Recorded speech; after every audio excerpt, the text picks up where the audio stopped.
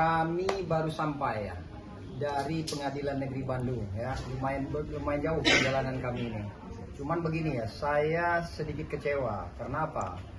Yang pertama, kuasa intinya dari LM itu tidak hadir hari ini. Karena ada satu hal yang ingin saya pertanyakan terhadap kalimat dari rekan sejawat saya yang berstatement menyampaikan ada satu teman-teman media yang bertanya kepada mereka bagaimana tanggapan dan respon terhadap kedatangan kuasa dari Revalino. Ada satu bahasa yang disampaikan oleh lawyer ini menyampaikan, nggak tahu kali, mau belajar kali sama saya, kata dia. Kan begitu yang dia menyampaikan. Yang kedua, banyak-banyak baca buku itu katanya, kalau mau belajar katanya. Dan terakhir yang ketiga, dia menyampaikan intervensi itu tidak bakal bisa masuk katanya. Begitu ya yang disampaikan. Karena nggak bisa lagi katanya. Faktanya hari ini intervensi itu dibacakan dan kami dikonfirmasi oleh Pengadilan Negeri Bandung dan minggu depan agenda tanggapan terhadap intervensi yang kami ajukan. Yang kedua, saya sangat menghormati rekan-rekan sejawat dari pihak sana. Cuman kalau dia sedikit menyerang atau menyenggol kehormatan saya dengan menyatakan bahwa suruh banyak belajar dan baca-baca buku, emang dia merasa lebih pintar dari saya. Saya tersinggung betul ini. Jadi nggak main-main. Kalau dia datang tadi, saya akan tanya maksud dan tujuan dia itu apa. Mungkin akan saya ajak berantem aja. Kalau nggak kita taruhan, siapa yang lebih pintar di sana? Kalau kita berbicara secara intelektual atau secara profesi, dia mengajukan gugatan itu saya yakin 1000% gugatan itu akan ditolak dan DNO. Terlebih hari ini kami masuk sebagai intervensi, saya lebih yakin lagi gugatan itu akan ditolak. Bahkan nggak tahu mengikut atau enggak nih, saya mau bertaruh nih sama mereka nih. Atau dengan lawyer-lawyernya Revalino itu ya, lawyer-lawyernya LM itu ya, bahwa kalau gugatan itu dikabulkan, saya akan telanjang bulat di depan Pengadilan Negeri Bandung. Itu saya akan lari bolak-balik ini. Hebat, dan saya sekaligus akan belajar dengan mereka. Cuman kalau gugatan itu ditolak atau tidak diterima ya, atau di NO, belajar sama saya. Biar nanti saya ajarin cara konsep gugatan itu. Begitu. Apalagi nih? Yang kedua, bahwa kami sebagai tim, ini ada penambahan tim lagi, ini rekan saya, Bang Yanto, masuk sebagai tim penerima kuasa dari Revalino. Sebelumnya ada beberapa penerima kuasa juga, cuman kemungkinan yang akan aktif itu kami ini. Yang kedua, alhamdulillah, puji syukur atas kehadiran Allah, rekan kami. Memang apa yang disampaikan oleh LM pada waktu itu adalah Revalino ini ada di penjara, ada satu hal yang harus kami tutupin. Memang faktanya demikian. Cuman ada dari pihak tertentu tidak mengizinkan untuk kami mengekspos ke posisi dan keberadaan beliau.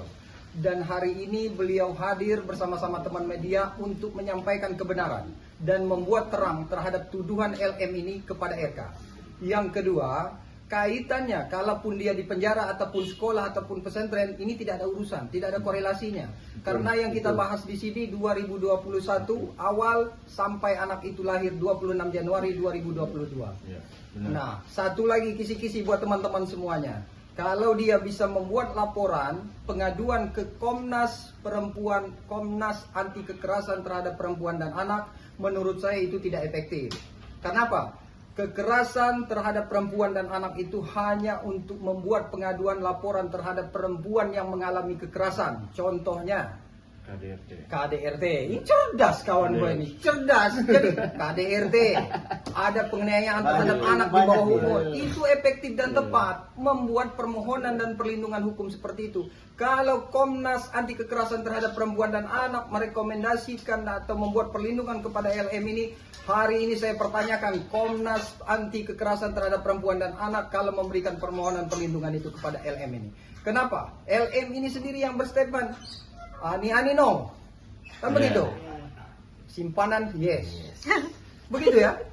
Kalau kami ini banci no, bajingan yes. Kan begitu? Tetapi sebajing-bajingan kami, contohnya klien saya ini, masih mau mempertanggungjawabkan anak yang dianggap dan diyakinkan bahwa itu adalah anak dia. Sebajing-bajingan kami ini masih mempertanggungjawabkan anak. Dan sampai detik ini, Revalino ini memperjuangkan. Dan dalam waktu dekat kami mau datang ke KPAI untuk minta perlindungan terhadap anak tersebut. Karena anak tersebut menjadi korban hari ini. Korban dijual, ditampilkan di sosial media dan segala macam, digendong-gendong segala macam, diajak joget. Itu luar biasa. Hari ini KPAI jangan sampai disalah kaprah. bahwa ini adalah ayah biologis dan sampai detik ini dipersulit untuk ketemu dengan anak tersebut.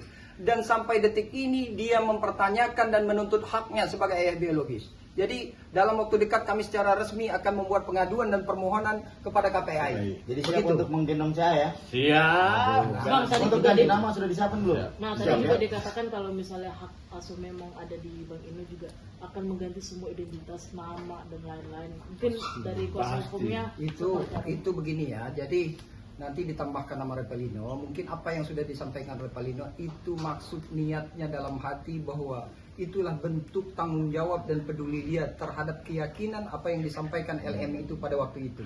Dan dia meyakini bahwa itu adalah anak dia sampai dia berniat mau mengganti nama anak itu. Itulah sampai sejauh itu saudara saya ini berpikir untuk melindungi hak dan anak itu. Karena anak itu masih di bawah umur dikorbankan oleh perempuan ini. Kan begitu. Dengan bangganya dia, sekali lagi, ani-ani bukan, simpanan yes. Apa bedanya ani-ani dengan simpanan itu? Simpanan berapa banyak orang kamu? Kan begitu. Emang muat disimpan.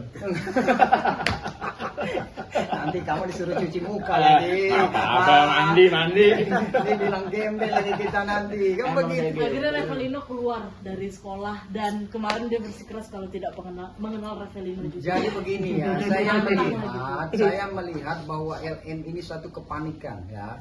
Karena dia menganggap Repelino ini tidak akan pernah muncul. Dan dia pasti mengetahui keberadaan dan posisi Repelino ini. Jadi dia membuat drama, tuduhan, fitnah dengan mengatakan suatu hal karena dia anggap mungkin ya.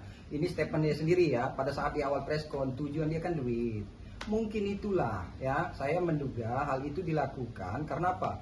Dia mencari suatu keuntungan terhadap hal ini tanpa memikirkan bahwa dia lupa atau tidak tahu ya, mungkin dulu pernah sering mabok kan. Iya. Jadi dia maboknya nggak sadar-sadar Sampai sekarang bahwa ada lelaki di sini yang namanya Repelino, ganteng lah, kita berdua 11-12 lah, kita berempat ini kan, ganteng lah, kok nggak diakui kan? Iya, benar. Itu jadi dia menduga bahwa Repelino ini tidak akan pernah bersuara dan muncul. Cuman salah kalau ada pertanyaan dari rekan-rekan sejawat di sana. Kenapa kok dia nimrung sekarang? Kenapa nggak dari dulu? Dari dulu. Cuman kalian nggak tahu. Kalian ini kan baru jadi kuasanya LM. Nggak tahu historinya mereka bercocok tanam. Kan begitu. Kapan terjadinya hubungan badan itu? Mau saya kasih kisi-kisi? Masih ingat? Boleh. Tapi sebelah kanan. Masalahnya saya kurang mendetailkan. Iya, nantilah. Artinya nanti kita buatkan forum nanti Repelino sendiri yang akan menceritakan A sampai Z sampai ke titik sawah. Titik salah sebelah kanan. Berarti Abang juga sudah diperiksa oleh Mabes Polri 2 kali gitu. Itu benar Bang? Pemeriksaan. Betul. Betul. Sudah benar. Emang tes DNA doang yang belum ya bang? Tinggal Kalau nunggu tes tes DNA. DNA. Kalau bisa secepatnya lah. Itu bisa sampai terjadi kayak begitu, menggigit apa gimana sih? Tergigit.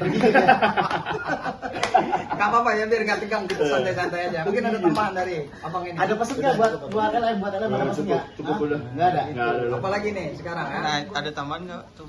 Bang mungkin kalau untuk sidang